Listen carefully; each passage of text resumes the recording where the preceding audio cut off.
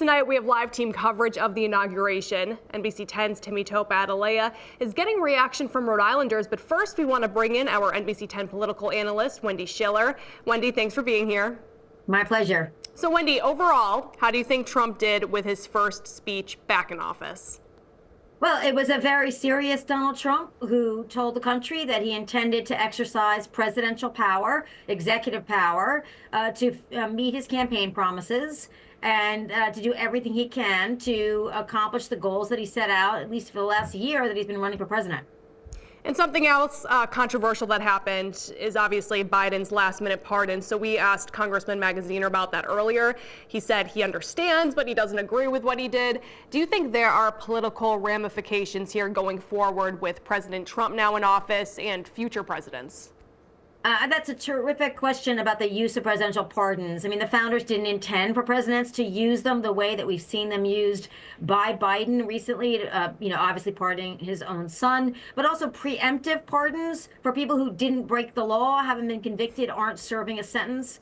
Trump will pardon some of the January 6th offenders. That's what he's promised to do, but they're serving sentences. So, you really have to say to yourself, is it what you want to see a president using the power of the pardon in this way? Yeah, kind of sets an entirely different tone for its intended purpose. Now, we already saw several executive orders were signed clamping down on border crossings, the increase of fossil fuel development. What are the implications for the U.S. with, signing these on day one?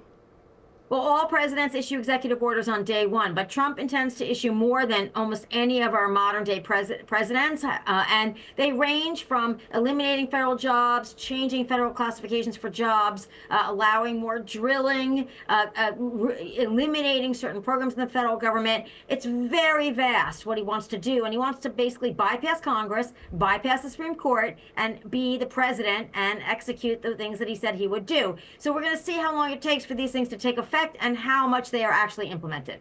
And one of our national correspondents said that tomorrow is a big day to watch. What do you specifically think that people should look toward tomorrow?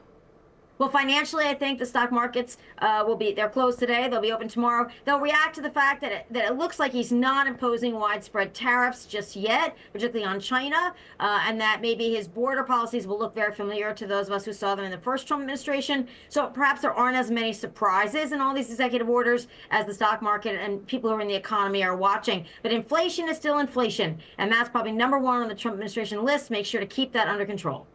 All right, Wendy, thanks for being here to talk about the inauguration. We appreciate it. Thanks for having me. And while